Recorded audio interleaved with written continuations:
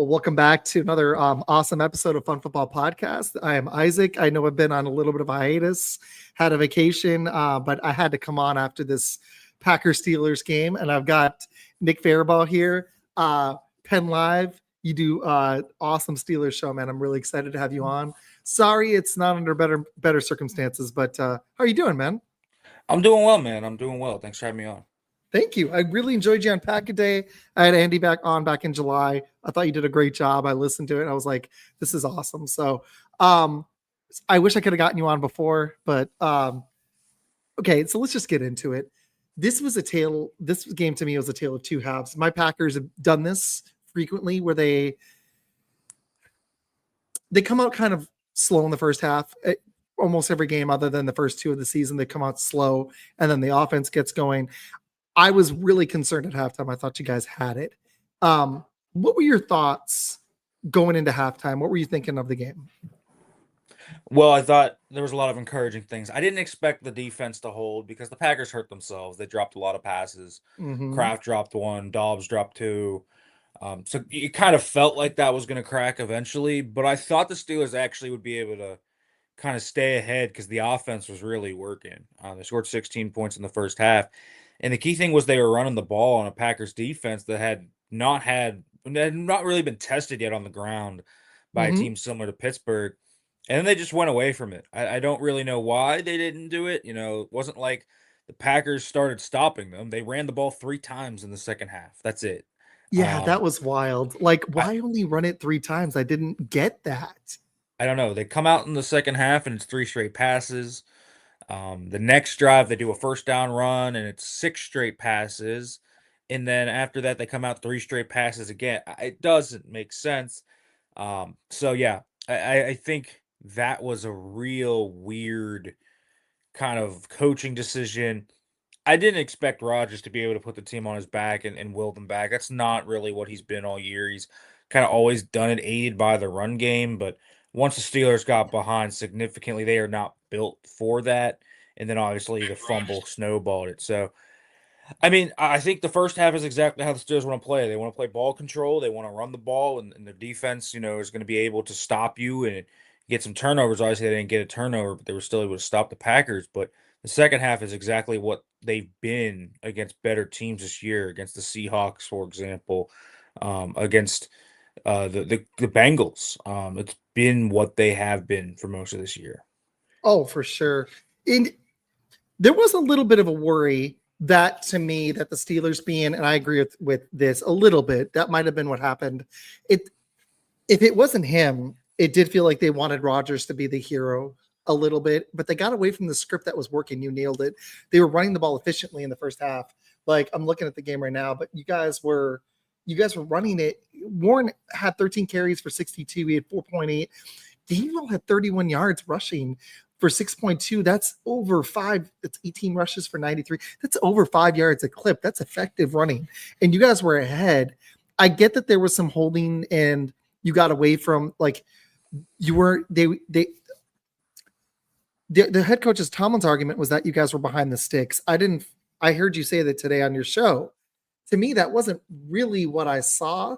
They came on first down. How many times did they pass on a first down in the second half when they were ahead? I think it was all but once or twice. It's too much. And there is probably credence to it. I'm sure Rodgers to check out of a lot of those plays at the line, maybe because Packers started rolling another guy down into the box. But man, at some point, let's see what they got mano a mano. The numbers were the same. And let's see what goes on, right? Because the Steelers weren't going to win with Rodgers throwing the ball 40 plus times. It's just not. No, he's not that guy anymore. He's still I still think he's more than a functional quarterback, but they're not going to win throwing the ball over the yard. They got to run the football. I've been impressed with how effective he's moved this year. I thought your offensive line held up pretty well in the first half. There was 3 sacks and it felt like once the game flipped and you guys were then having to throw the ball because you were down, because the game flipped pretty quickly. That was when Micah Parsons started getting pressure, but he's been doing that all season. He's been getting pressure in the fourth quarter. It seems like he's getting better as the game goes, kind of like the rest of the team. There's a lot of things I saw in this game. I thought the Packers, what did you think of their game plan going into the second half? It seemed like they made some serious adjustments. What were your thoughts? I thought they did a good job, both sides of the football. I thought in the first half, they were throwing the ball too much down the field. It felt like they were playing into what the Steelers wanted them to do. And then Yep. the second half, Love and LaFleur kind of started leaning into the quick game and the under center play action a little more. They did have the Hmm. two big plays down the field, but those were kind of just third down heave and pray throws where the Steelers actually got them into situations where they wanted them to be, and then the guys just didn't make plays on the football. Hmm. So I thought they started playing into that defensively. They can, if you watch the film back, they confused Rodgers a few times where they were showing one thing, then working into something post snap. It led to some miscommunication between Rodgers and Metcalf and Rodgers and Jonnu Smith. I Oh, also that just think especially Smith. Yep. I also just think the Steelers playmakers didn't stand on their heads in this game. I mean, I think back to the first half. Rodgers throws a deep ball in a one-on-one situation, and DK Metcalf doesn't haul it in. I mean, if that's a touchdown, that obviously changes the game. They get a field goal on that drive instead. Johnny Smith doesn't squeeze a good throw on the 2-point conversion. Not that that changed a ton of things, but it would have at least allowed the Steelers to say, hey, we still have the 2-minute warning. If you get a stop, at least you have a Hail Mary chance or something of the sort. That didn't change anything. And then you kind of looked at what they did with the running backs. They didn't really go to Warren in the second half. Gainwell fumbled. Yeah, there were just a lot of really questionable things, I think, from the playmakers. I actually thought Rodgers ran into a few of those sacks, to be quite honest with you. I kind of agree. He was looking for the big play. Right, he was, and um, I thought the Steelers O line did hold up well, and that was one of the concerns. But Broderick Jones, Troy Fautanu, even when Sayamalo went out, Anderson held up well. The offensive line is and Roman Wilson were two of the bright spots. But I thought the Packers did a good job disguising coverages. I think that they kind of maybe LaFleur knew the tendencies of Rodgers to kind of flip out of plays when you don't get the numbers in the box, and so it baited them into passing the ball more, and that flipped the script on them a little bit. So I do think the Packers did a nice job coaching, but I also think the Steelers on both sides of the football did an absolutely horrendous job executing really all around. I agree. I think they got kind of worked. They were working the Packers. They were pushing the defensive line back, and I don't know if it was literally just Lafleur that got in their grill, but they came out in the second half and looked like a different team. Um, and it looked like they went to instead of running because in obvious, I think Jacobs is banged up. In obvious run situations, our run blocking has honestly this season not been that special. They started passing to set up the run and it seemed like Wilson took y'all off guard because I don't think y'all were counting on him to get 11 touches. Well, actually, just 11 rushes, but 3 catches. He had 14 touches and was extremely effective. What did you think of what Emmanuel Wilson did in the Packers' philosophy to throwing the ball, getting Tucker Kraft involved in the second half? What did you make of that? Yeah, Wilson was a nice changeup for them. He's kind of the Hmm. same type of back Chase Brown was the week before, the explosive, Hmm. smaller type back that just hits the hole and goes. I do think his rushing success came after the Steelers were just. I think the Steelers, to be quite honest with you, were done. They kind of quit in some ways, and they just let him run all over him. They didn't. There wasn't a lot of fight left in that team. No, To be quite there honest with you, wasn't. when the run game started to come alive with Wilson in there.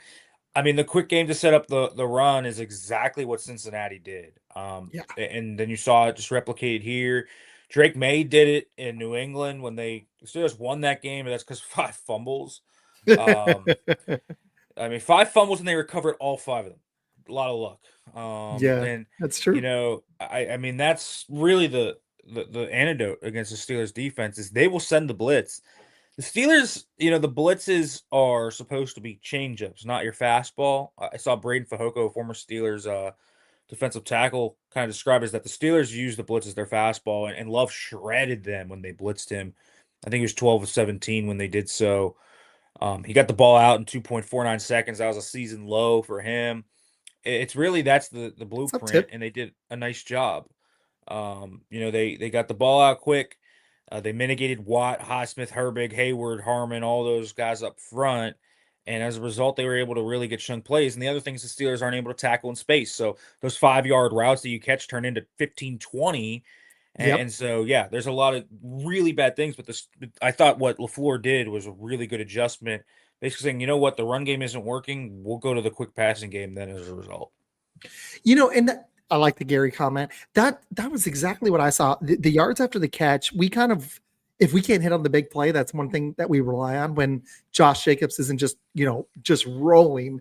And that was a big philosophy change. And y'all's defense, man, I don't want to like be a downer on your Steelers here, but they're giving up over 270 passing yards a game. I've never seen your defense be like this. And they went out and made moves, getting Darius Slay and Ramsey. And I'm just wondering if they've aged a little bit too much. I agree with you. Some of it's philosophy, but that pass defense is not what it was. And I like Goose's point here. I feel like y'all should be moving TJ Watt all over the place. Make him just be a disruptor. Go after.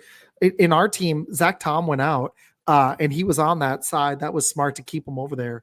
But Watt, honestly, except for a couple of plays, he was not as much of a factor as I would have expected. There was a lot of things in this game that I mean, honestly, I don't know if we're going to have enough time to get into all of it, but did you think the emotions of the game got to Rodgers later on? Because he had a pretty solid first half. Did you think that was part of what played in here, or do you think it's just schematics and bad game plan in the second half? I think it was bad game planning. I don't think, listen, I don't think Rodgers played his best game. Mm-hmm. I also think he was and still is irate over the missed offsides call pretty clearly. Though the officials missed an obvious false start on Broderick Jones in the first half. I don't know how you do that as the officiating crew, but you do. Um, you know, I think the Steelers as a coaching unit failed, and they have failed for most of this season. You Mm-hmm. mentioned the passing yards. The Steelers are averaging 273.3 yards passing yards per game against them. They're allowing the third highest explosive play rate. They're 29th in success rate. They're 27th in EPA per play. They're bottom 5 defense. I mean, you look at this group and you would say, "Oh, that's going to be a top 10 defense." They are a bottom 5 defense. They are worse than the Cowboys, the Bengals, the Cowboys in a lot of categories. And you look at those defenses and you're like, "Okay, that makes sense. The talent isn't there." The Steelers are really stagnant defensively. They do a lot of the same Yeah. things. They over rely on the blitzes. They run the Mm-hmm. same cover 1, cover 3 stuff they've run since Dick LeBeau was around. This scheme hasn't evolved one bit. They're utilizing the wrong people in wrong situations. Like on Tucker Kraft's 24-yard touchdown, I get Deshaun Elliott got hurt, but Chuck Clark in man-to-man? Are you kidding me? You have Jabril Peppers. Like they're not playing Jabril Peppers, and anytime Peppers has played, he's looked good. Darius Slay looks like to be quite honest with you, Darius Slay does not look like he's trying. I'm sorry. Savion That's what Williams' I touchdown saw. That's what I on, saw. He didn't on even Savion try to Williams' touch touchdown, him. he gives him the good old lay right into the end zone. I He did. mean, It was like a little they, brush as he ran by right. him. And he got benched for Brandon Eccles. Porter, I think, is just going to be kind of this roller coaster ride player, but I thought he was actually the best of the corners yesterday. And then you look at Ramsey; he's a slot safety now, but they kind of have to play him outside because Slay's just been such a black hole. So I How mean, old there's is Slay that. now? I'm wondering if he's just done. Is he Oh, I think he done? is. I think Yeah, his he heart's in looks Philly, and it's not in Pittsburgh, and I think that's what it is, and it's fine. But I don't see that lasting much longer. Um, 34. Yeah, he might be done, honestly. I mean, so the coaching's been bad, the personnel usage, the Steelers, you talk about TJ Watt. He's 31 years old. He's on pace for 990 snaps this season. Would be a career high at age 31. He's getting pounded into the dust. And you would say, well, do the Steelers have someone else they could turn to? Yes, they do. His name's Nick Herbig. You're probably familiar with him if you're a Wisconsinite. He's pretty good. Yep. And they only played him 24 snaps yesterday out of 63. I mean, the Packers I are even doing that with Micah. They're not. I mean, his snap rate keeps going up, but they're saving him for passing downs.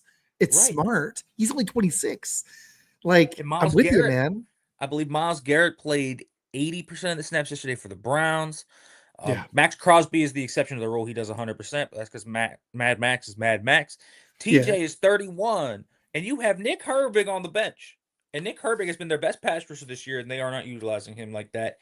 There are just so many questions I have. And the other thing, Cole Holcomb at linebacker. So you start going into passing down situations a lot earlier because the Mhm. Packers were isolating him and just going at him. And Peyton Wilson's playing the game of his life because Peyton Wilson played his butt off yesterday, Yes, he did. and Holcomb is still playing 35 snaps, missing tackles in space.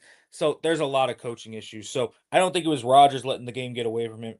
The Steelers coaching is not utilizing these guys correctly. You can't tell me a good defensive coordinator wouldn't look at this roster and say, are there some issues? Sure, but I can get a top half of the league defense out of these guys. Come on. It's crazy that they are a bottom 5 defense right now. Bottom 3. I was going to ask this. Goose is stealing it. How much of this falls on Tomlin? I don't think you guys do miss the playoffs. I mean, the Ravens or Bengals would have to go on a pretty serious run, and you guys would have to. I mean, you're only a game up, but you're still favored in that division. If you do miss the playoffs, is this it for Tomlin? I mean, I'd be stunned. I Me don't know. too. I would be. Listen, I know we've seen things happen before where it's surprising. I personally think that they are getting a lot of. I'm getting a lot of, Andy Reid in Philadelphia vibes. That's what I'm getting. Yeah, that's a Very good. good coach. Yep. Will go wherever he goes next. I guarantee will be successful. It just might not be in Pittsburgh. And that's where I'm thinking of. And this team, this Steelers team specifically, I think I have the perfect comp for that. And Andy Reid was the coach, or was not the coach of this team, but it was the Eagles. The 2011 Eagles dream team. That is what this team reminds me of. That team was built as the dream team. They brought in all these star players, Mhm. and they went 8-8. They And did. I could see the Steelers going 9-8. Maybe they sneak into the playoffs because they win the division, but this is not a serious contender. And I do think Mike T holds a lot of the brunt of that. He's basically, I know Omar Khan's the GM, but he makes a lot of the personnel decisions. So a lot of the Mhm. personnel limitations fall at his lap. A lot of the coaching issues fall at his lap. Whether he is the main sayer in the defense or not, it is happening under his watch. If Terrell Austin is putting this thing off the rails, Mike T needs to step in and change something. And I think that's actually something that needs to happen. Would not surprise me if the Steelers end up firing Terrell Austin very soon. And Mike T takes over as de facto DC. And we've seen that happen before That would be a in good other call. areas where that has worked. I think of the Ravens last year where they were just awful defensively and then turned it around and boom, they go on a big run. They are And I this do year think Mike too. T holds a lot of the blame. He kind of has to, right? I Yeah. mean, he's the constant. And I know y'all are in the NSC, so you probably haven't watched a ton of this, but this is the same story since 2017. We've seen this over and over again. No, The I've seen. Steelers, Yeah, this high is a floor, repeat. low Repeat. ceiling. They Yeah. sneak in, get blown out. They can't beat the good teams. This team is very flawed. This team will probably win some games that they shouldn't, and they will sneak in at 9-8 or 10-7, and then proceed to get blown out by the Kansas City Chiefs or the Buffalo Bills. And that's probably what's going to be. And it's going to be the same old story that we see time and time and time again. And that's Mike T's limitations here coming through. I'm with you, man. Sorry I interrupted it all there. That was great. I'm with you on Tomlin. You know what it reminds me of? The Ravens this year, how they're banged up to hell. And it's that year from hell. In that year that you nailed it with that Andy Reid comp, and I heard it on Bill Simmons, so I'm stealing this, but I think John Harbaugh, if the Ravens don't turn around, is going to get canned. And he's another long tenured coach in your division. And if the Ravens don't get healthy, I mean, the problem is their defense is severely injured and Lamar Jackson's hurt. But if they go 6-11, he's going to get canned and go be successful elsewhere, like Andy Reid. That last year in Philly, I think he was 6-10. So you nailed that.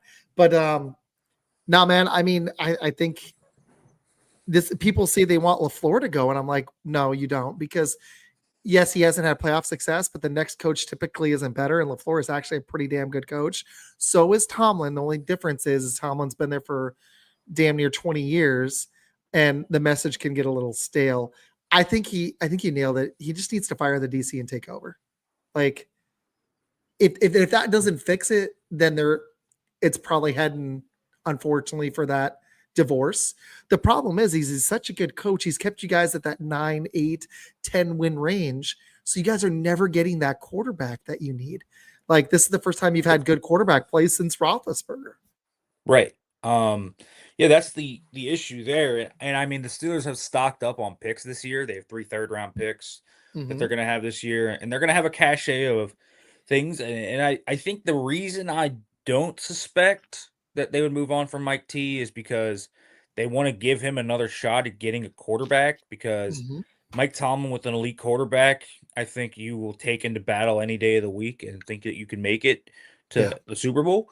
But I also think you can also take it on the flip side of that and say, hey, we have a lot of weapons to go into this offseason with. We have a lot of things that a good GM and a head coach would look at and say, yeah, we would like those things. And so you could maybe then really sell the job. So there's a lot of different things.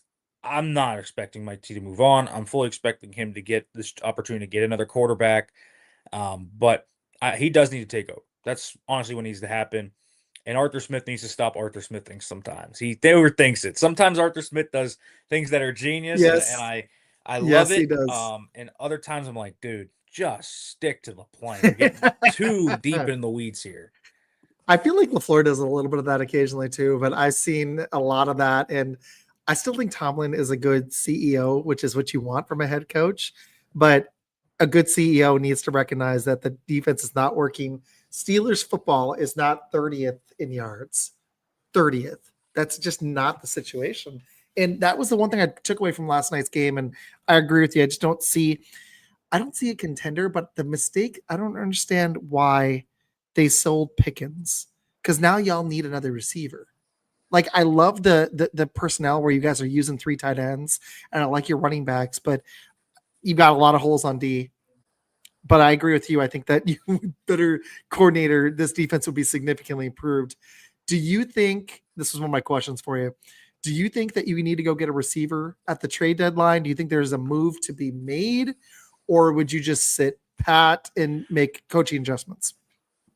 I mean, the way the team's played, I think you can certainly make the argument that they should just hold on to the picks, but I would definitely go out and get a receiver. I think instead, you could definitely argue. Yeah, they did sign MVS. MVS, but I mean, whatever. That guy, he's lucky to have a job in the NFL for real. Honestly, I he's remember him. their he's their Mike Williams edition this year. Last year they burnt a 5th-round pick. At least this year they don't have to burn any picks for that. Yeah. Better than trading for Alan Lazard. Get Rodgers' band together or something. Um, if I were the Steelers, the guy I would look for, if the cost comes down, because I'm not trading a day 2 pick, given how this team has looked, I would try and trade for Jacoby Myers. I think he fits I what like they that need. one. That's I a good really one. like what he fits. He's a big bodied guy. He's got great catch radius. He's a good route runner. He gives them something they don't have. He gives them a steady hand. And I mean, the Steelers, I think you guys kind of saw this up close and personal, but Roman Wilson kind of is starting to break out here a little bit too. So, Yeah, um, he's not looking bad. I think he's better as a slot, but yeah, no, it's not bad. And you still got DK Metcalf and Fryermouth, and you're gonna have 3 yeah, tight ends. Um, right. oh Goose, this is hilarious. Hey, Randall Cobb's gonna come out of a retirement. Do you Of want him? course he is, right? Do you want Alan Lazard again? Wow. Yeah, I I mean, mean, what's Jeff Janis doing? yeah, just all of Rogers' buddies. I Kumaro love it. out there still? This is a good question. I was going to ask this, Jason. This is a good one.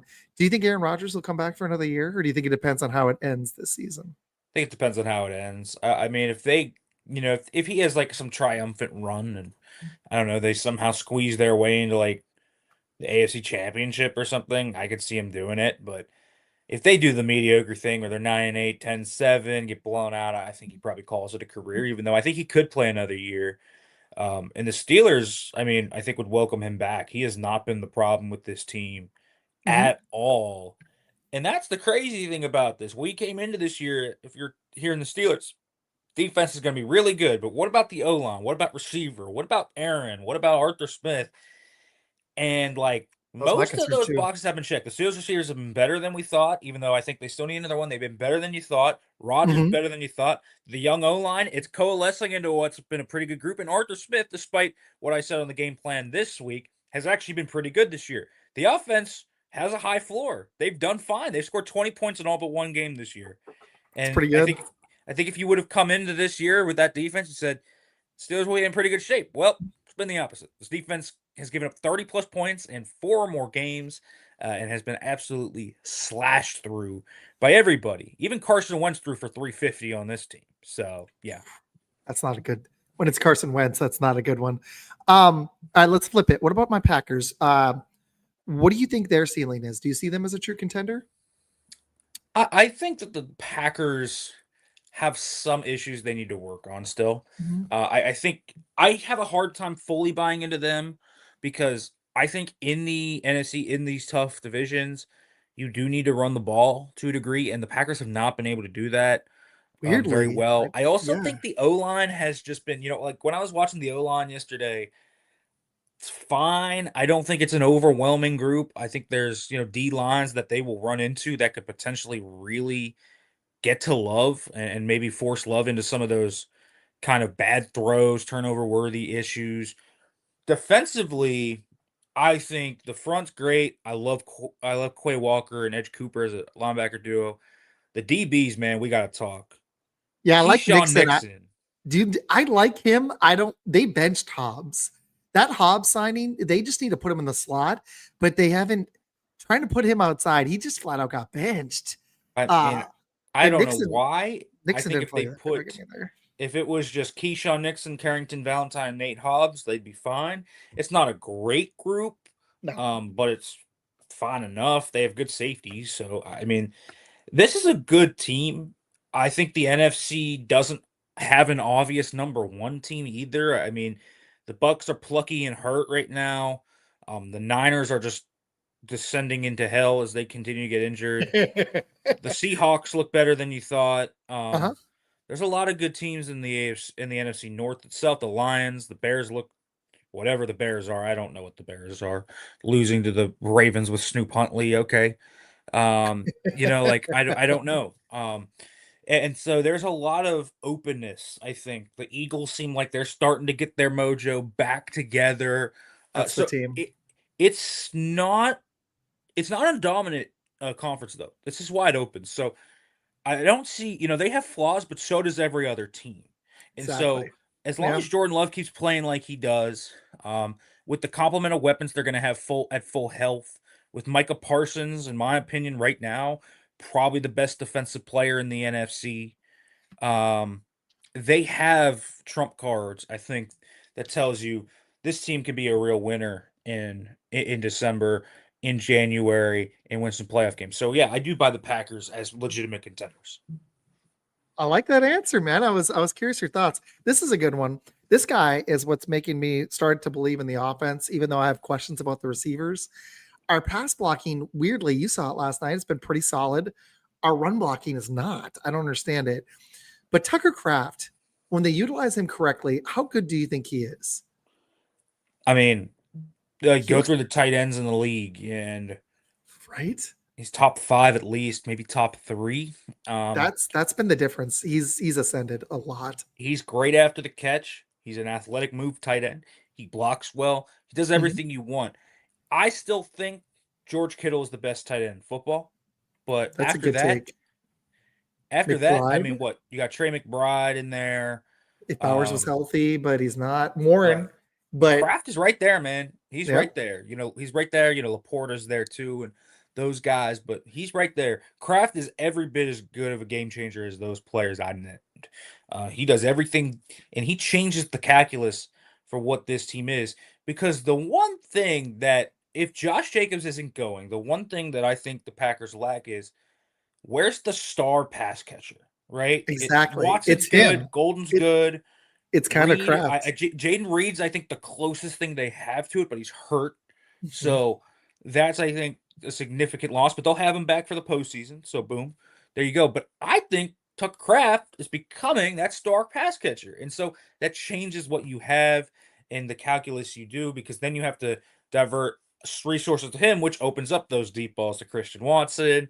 This underneath stuff for what Matthew Golden's starting to do. He's starting to emerge, I think, as a serious piece. It'll open up stuff over the middle for guys like Dobbs and Wicks So I really like this Packers group of weapons. They just needed a star. Everyone else, the Dontavian Wickses, the Romeo Doveses, the Matthew Golds, they all look really better when you have one star player right there that you Uh-huh. can really filter it through. The Steelers would kill to have any of those guys I named because if you drop DK Metcalf right now on the Packers, we would change everything, right? And Tucker Kraft, I That's what think I is wanted. I wanted Tucker him. Kraft, man, is just changing that math for you guys, and I think that's been a really big thing for them. So he's really opening things up. I like changing that math. That was a good way to put it. I've got a lot of thoughts on everything you just said, and the previous take. You nailed it because I was wondering if we needed a receiver. I think we need a corner more, or frankly, another lineman. I'm a little worried about our offensive line, to be honest with you. But in pass protection, weirdly, they keep holding up just fine. It's just run blocking's been pretty porous. But Tucker Kraft changes the dynamics of the offense because he is that number one. I'm curious if it'll be enough in the playoffs because even Philadelphia has AJ Brown and Devonta Smith, and then Goddard. And I was running through the NFC. The Lions have Amon-Ra St. Brown. I like Jameson Williams. They got Laporta. That's two legit weapons right there. The Bears, I like Roma Dunze. They just drafted Colston Loveland. They still have DJ Moore, who's solid. They have Cole Kmet. They've got weapons. They drafted Burden. The Vikings have Jefferson and Addison. You guys have DK, but Tucker Kraft makes the rest of the weapons maybe just good enough to make a real run. I agree with you though. What concerns me more than anything is the receivers and the cornerback room. I think they finally got smart. I don't know if you noticed it, but Nate Hobbs just flat out got benched in this game. He hadn't been playing well. He's one of two guys this offseason we moved to a different position. He's been a slot corner his whole career. We moved him outside. He hasn't adjusted. Our star guard, we moved to center. He hasn't really been great at center. They may need to move him back to guard, but they made one of those adjustments, which I appreciate. I don't know. Goose is fighting me on this. I don't know if you heard Andy show this offseason, Andy Herman. He said we have different receivers that can do it's like different ingredients, like you're making a stew and you've got the salt, the pepper, the paprika. We've got different guys. But to me, when you've got a guy like a Tucker Kraft, the way he's starting to play, or you've got a DK Metcalf, or for the Lions, like an Amon-Ra St. Brown, when you have that true number one, they can do everything and they open up the game for everybody else. And I think you nailed it. That's what I'm starting to see with Tucker Kraft. So that was an awesome take. Do you think the Packers, since the trade deadline's coming up literally next week, I believe it's next Tuesday, do you think they need to go make a move to be a little bit more serious in the NFC, or should they stand pat? I mean, I would look at corner. I mean, the Roger McCreary trade that just happened with the Rams, I would have looked at that. I like that deal for them. Mm-hmm. You talk about kind of weapons nucleuses, and you think about kind of every team that you mentioned has like a nucleus, and I do think the Packers have one. I think Jaden Reed coming back will change things. I think, their best receiver, to be quite honest with you, and I think him, Kraft, and Jacobs is a really good 1-2-3 punch. And Watson coming back Yeah, first game. That was huge. I noticed the difference in this game with Watson too. yeah. Sorry. Watson's a good player, and Yeah. Golden's only going to get better. So I think they'll be fine at receiver. But if they wanted to, since they have a penchant for throwing down the football field and really like doing it, maybe look at Rashid Shaheed. I think he could be a real game changer down the I like field that for you this said that. Yeah. for the Yeah. Packers. If they really wanted to, they could do that. But corner to me is the room for sure to look at. And so I would call up teams, that might be trading guys. The Bengals, for example, have a really good corner in DJ Turner who's having a breakout year. Could you maybe swipe him from them? Would Seattle at least be willing to maybe take on a reclamation project and Reek Woolen? Something like that, I think could be something to do. So I would call teams and just see, what's going on there. Interesting. I Um, haven't heard about that. The running back for Miami. I don't think he HN. means. Does he mean a Chan or does he mean right? I bet he means a Chan. I don't think that. I'd be surprised if they moved on from him, but Yeah. I'd I be surprised. also don't think the running back changes a lot for the Packers. I think Wilson and Jacobs are a good 1-2. So yeah, I mean, I would look at corner. I think that's a good spot to look at.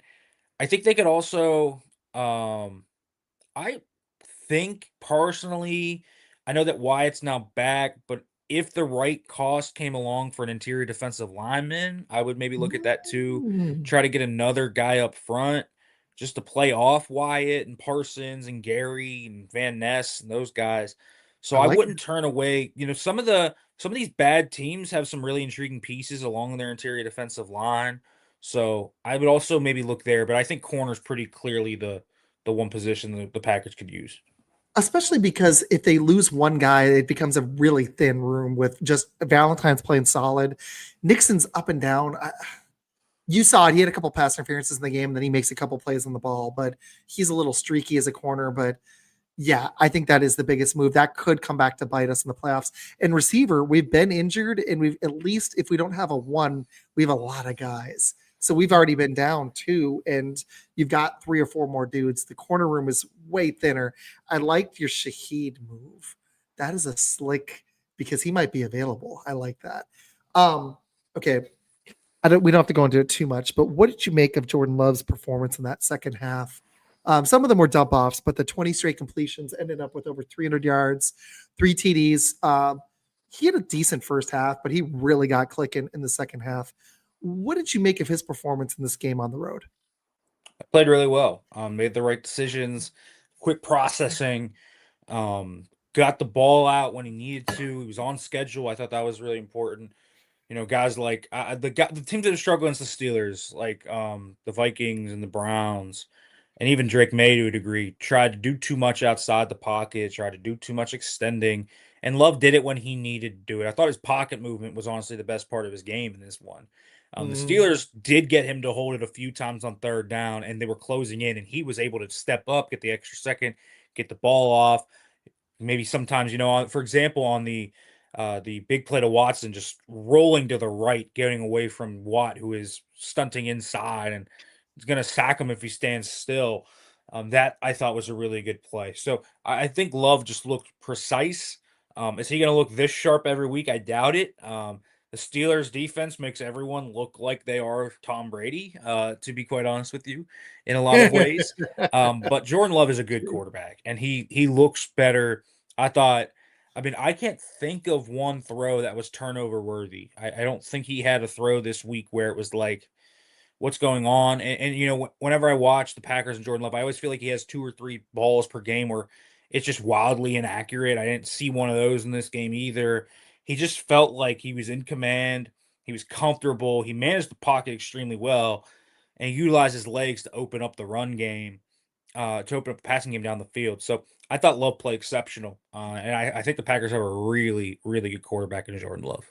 I think so too. And I think people need to realize that he might not be Aaron Rodgers, but frankly, who is? There hasn't been another Aaron Rodgers in history. And even though he underperformed in the playoffs at times, he's going to go down as probably one of the 10 best ever, maybe five.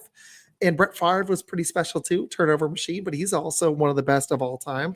If I thought Andy said it on a show well today. I listened and he said people need to get off that point and just realize that this guy is playing at a very high level and appreciate him for what he is.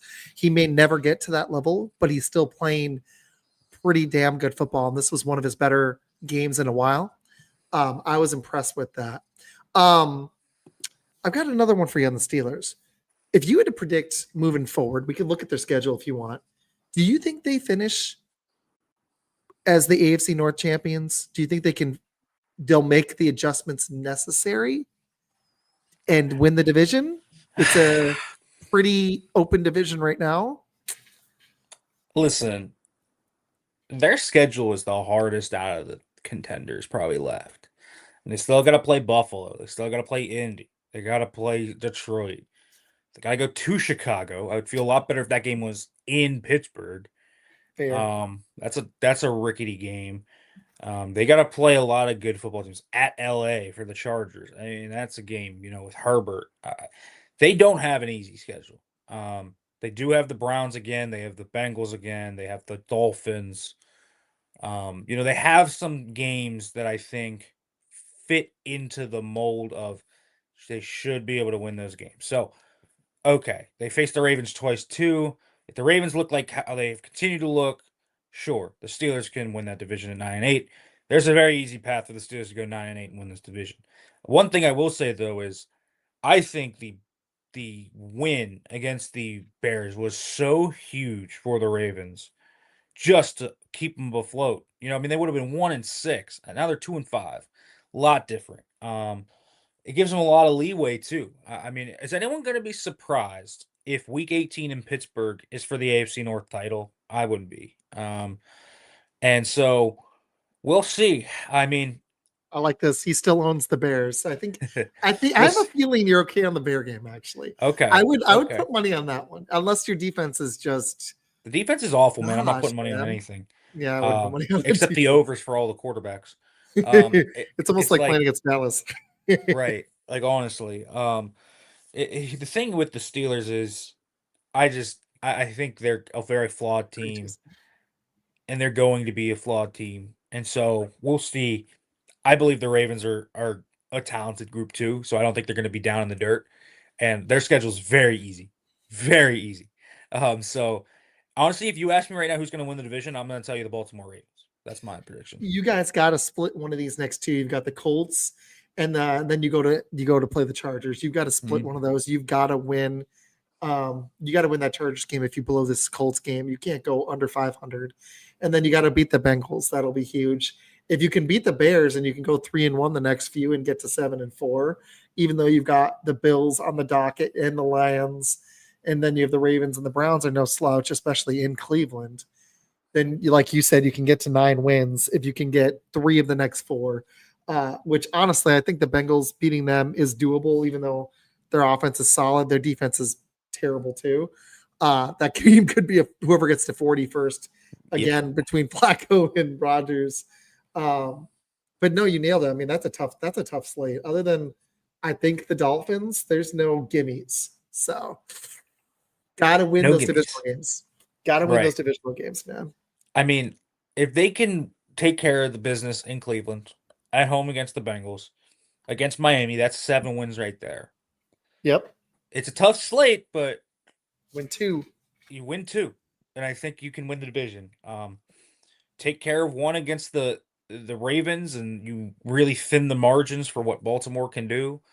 And so you really help yourself, I think, at 9-8. And so Mhm. if you can maybe, I mean, winning against the Colts this week, I think would be huge. If you could snag a real kind of sneaky one, you're at home. Certainly not expecting it. Shane Steichen has historically eaten Mike Tomlin alive. Oh, and this Colts team is special, man. I They're got a Jonathan Taylor. wagon. I got Jonathan Taylor in fantasy, and if Jones is going to play this good, this could be like I don't want to like hyperbole here, but this is starting to feel like Kurt Warner and the '99 Rams kind of deal. Like, although Daniel Jones has won a playoff game before, uh, the way he's rolling in Taylor, and they got Pittman and Warren, that's just stacked, man. And that defense is, like you said, playing good. No, that Colts team is feeling like a team that could actually shock people and win the AFC. Because I've got questions about the Chiefs and the Bills. Um, we're gonna find out. I don't know. Maybe the Ravens, like you said, get it together. I still question that defense. That defense is where they at? The 28th. Uh, not very good. So I don't know. I don't know if that defense is going to be decent enough. But like you said, last year they started slow and turned it around. Jason's got another one for you. Who's your Super Bowl picks and who wins it? A little early, mid-season, but Okay. what you thinking? So I think out of the NFC, the team that I've been impressed by, and they're gonna get healthy. Mm-hmm. I think right now, I think the Buccaneers. I like the Bucks. Do too. I like them That's a a good lot. pick. That's a good And pick. then in the AFC, I hate to say it, but I don't know how you could pick anyone but the Chiefs. They're the best team in the conference right now, and my Super Bowl pick is the Kansas City Chiefs. Still, I think it's hard to not pick them. Like really, I think it's just hard not to. They look like a wagon. Rasheed Rice coming back has been big. Yeah. Um, they look like a team that is starting to find themselves. The defense has found some water as well. They were really bad the first few weeks. They've kind of found They really Really, have they're actually. ground. So They're I fourth think the right Chiefs right now. now. They're fourth in defense sneakily. I didn't even realize they were getting that solid. If that defense is solid, even if they can't run the ball, if they've got Rasheed Rice and Kelsey's just playing solid with Worthy and Hollywood Brown, if they can stay healthy. My only concern for you on that Bucks pick is, are they going to stay healthy? Because they have Yeah. not this year, and they ain't going like the 49ers. They ain't going to the Super Bowl if Mike Evans is out.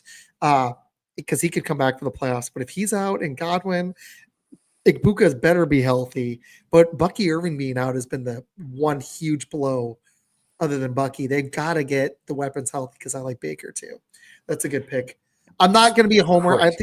think my Packers have a chance. I think they still might be a year away. I think either they need one of these receivers or corners to step up and play like a one, or they may need to go acquire one. They've already been aggressive in Micah Parsons. They're a young team though, and like you said, Golden's starting to develop, and Watson coming back with Jaden Reed might be enough with the receivers. I question the cornerback room the most on my team. My pick is actually, I kind of like the Eagles and Seahawks, man. The Seahawks defense is real, and if the Eagles are stumbling their way into figuring out their offense, that's still a really talented team.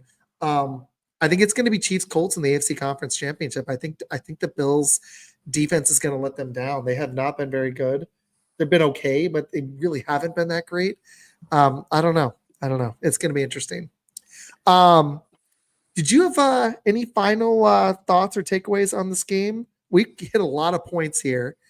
Anything you want to see other than, maybe the DC change moving forward for your team? Anything else? And I'd like to see personnel changes. I'd like to see Fryermuth more than Jonnu Smith. I'd like Agreed. to see Jabril Peppers. I'd like to see Brandon Eccles. Like I think there's natural things they can do. More Peyton Wilson. I More just Peyton think Wilson for sure. more Nick Herbig. Like I think there's easy personnel things they can do just to hit easy buttons. Um, Outside of that, though, I mean, really, I think they need to lean more into Jalen Warren offensively. I think he's such a good underrated running back. There's Mhm. a lot of things that they can do, but most of it's personnel related. But I mean, they do, I think, need to make a DC change, if not for anything else, to make sure that there's no ambiguity. This is Mike Tomlin's defense. Let's see what it looks like, and let's see how that works. And I think Mike T needs to take a bigger role in that, and that could be that's the energy change sometimes. I mean, when I was in the locker room yesterday, I just kind of felt like You were in the you, locker room? Heck yeah, man. That's awesome. yeah, I mean, I I thought you did interviews down there. That's cool, man. I think you just like felt like the energy it was shifting away. There wasn't a lot of buy-in, I think, at the coaching for the defensive side of the ball. And Mhm. sometimes that change where you can maybe get a DC change can really energize a team and can be a spark plug to changing kind of what is going on. So if I were the Steelers, that's one thing that you can look at. Hey, by the way, I goofed at the beginning because I was so excited to talk about this game. Can you do me a quick favor? This is ridiculous. The Chiefs don't need Taylor Swift to stay healthy. She's gonna be just fine. Can you tell everybody what you do for Penn Live? I enjoyed watching a lot of your YouTube videos, and I was looking up stuff today. But can you tell everybody what you do with them and for the Steelers Blitz? Yeah, yeah. I mean, I'm the Steelers beat reporter, so I'm there all the time. I'm down at the facility. I'm in the locker room covering games. I get to travel. It's cool. I went to Ireland earlier this year to cover that game. I'll be in LA. I'll be in Chicago. I'm going all the way. So I do that, and then I do the podcast over at the Steelers Blitz. That's a buy. That I bring out episodes every week. We got short videos as well live for practice. It's all good. So Penn Live is a really nice place, and make sure to check it out if you want Steelers content. How long have you done? How long have you worked with Penn Live? So I've been there for a year. I've been on the Steelers beat. This is my 5th season. So, Fifth season. um, Nice. so yeah, How was that Ireland? I've never been over there. How was that experience? I gotta incredible, ask. incredible. Would recommend it next time. Next time they go over to Ireland, whether it's the Packers or Steelers, whatever. If the Packers go over there, would recommend all Packers fans go. A lot of Steelers fans made that trip, and I think we're really gonna have some fond memories of it. Ireland's a great place. Dublin is a very cool city. There's a lot of other great places outside of Dublin.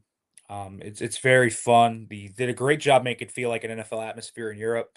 There's a lot of great fans there as well. So to me, that's one of the coolest experiences I've had, and I've covered, playoff games, and I covered that crazy blizzard game in Buffalo, for example, when the Steelers went up there and it Oh, got moved, and the crazy one that didn't. There's been a few, but the one that like the field was covered like in 6 feet or whatever. yeah, that one, as well. I mean, so there's a lot of them. So I've covered some crazy games, but I think Ireland's up there. So would recommend it. I don't know about other, cities. I don't know, if the Packers go to like London or They went to Germany, or Brazil last year for they that went to Philly game. Brazil. I've never went there, but Ireland would recommend it 100%. Outside of Pittsburgh, I got one more, and then we'll wrap because I'm trying to be good about the under the hour, and I know it's going to get a little late, but I would love to have you back on too. This was awesome. What is your favorite stadium that you've been to, NFL, like let's say in America, outside of yours? SoFi If is you had to really pick one. good. Oh, Um, okay. That's what I I've really heard. do appreciate SoFi's viewpoint. I really like that. I like Atlanta. Detroit's nice. Um, I've heard that too. Both Detroit's of really us. underrated. Indianapolis is very underrated as well. A lot of the domes are good. My favorite outdoor stadium I've been to, I went to Gillette for the first time this year. I was actually really impressed by Gillette. I really like that Hmm. place. I think it's really cool up there. So I like that a lot. I also I'm a I really like Tampa's. I think Tampa's a little older, but the ship, and I think it's a really cool atmosphere. So those are some of my favorites. Have you been to Lambeau or no? I've not. I really That's one I need to get to. I did not make the trip to Lambeau the last time the Steelers went up there. They're not going to be in I hope Lambeau you for get. a I hope while you get to either, do it. which is unfortunate. But I that know. is one that I have to make. It's not easy to get to from Pittsburgh either. Like you have to like fly in Chicago, drive 2 hours, or I have to like fly into Appleton. But it's not super easy to get to. But it's one trip I'm actually like really looking forward to making whenever it comes up on the docket. Can I ask one more? I Yeah. just got one more. Who's one of your favorite players in the 5 years that you've gotten to interview? Or if you want to Hmm. do, we can do player and then coach, and then I'll wrap. I promise. But I just was thinking about it. I was like, this is because I knew you were a beat reporter, and I wanted to save the stuff for the end because there was so much to break down from that game. There's so many nuggets to take out of it. But what's a player who stood out? I really enjoyed covering Patrick Peterson, and Oh, I could see that one. I, That's a I great think pick. he's such an high football IQ player. He's got great character. He was cordial. It was just fun covering him. And it's also, I mean, I kind of grew up watching Pat Pete. I remember him at LSU. It was kind of Mhm. crazy to be looking there and just having conversations every day with Patrick Peterson. I mean, to a degree. So I thought covering him was a really cool experience. Covering Allen Robinson, I thought was really cool. Oh, I he was a fun player too, I man. really That's a enjoyed good one. covering A-Rob. He was one of my favorite guys. I enjoy covering Patrick Queen. He's a bit of a dynamo. He's a bit of a off the rails guy. Same with Landon Roberts last year. He was fun to cover. Those two guys are really fun to cover. Um, Probably I think Pat Pete's probably my favorite I've ever covered. I mean, I've covered some really fun players. I mean, I covered the last year of Ben's career. That was interesting. Oh, you Um, did. That's right. uh, You, yeah, yeah. I I was trying to figure covered out. I'm not sure Ben, for how many covered years. Ben, Mitch, Pickett, Russ, just I did enjoy covering Justin Fields. I will say that Justin Fields was great to cover. I've heard he's a really Um, nice guy. That's what I've heard about him. he is. Russ is also nice, and everyone thinks he's fake, but I think his fake persona is just who he is. He's just so corny that's kind of what Russ gets labeled as. Um, Okay, I could see that actually. there, Yeah. there's a lot there. But I've had some really good players, that I've covered over my few years in Pittsburgh. So it's been a lot of fun. The most by far the most unpredictable and crazy one that I ever covered was obviously Mr. George Pickens, Oh, I'm um, sure. Oh yeah, but he seems like a very interesting person right, for he sure. was. The receivers in Pittsburgh have been fascinating to cover. Between him, Claypool, I got 1 year Juju. Oh, that's So right. there's a lot. Deontay Johnson, like it's just all over the place. Awesome, man. Um, I really enjoyed this. I would love to have you. I know they don't play again this year, but if you'd like to, I'd love to have you back on the show, man. This was a lot of fun. Thank you for your time, everybody. I'm sorry I was on hiatus. I was on a cruise, but I won't be on this Friday because it's Halloween and I've got a little one.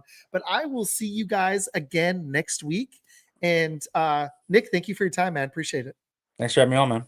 Everybody, please go check out Steelers Blitz and Fun Football Podcast. I will see you guys next week. Thank you, everybody.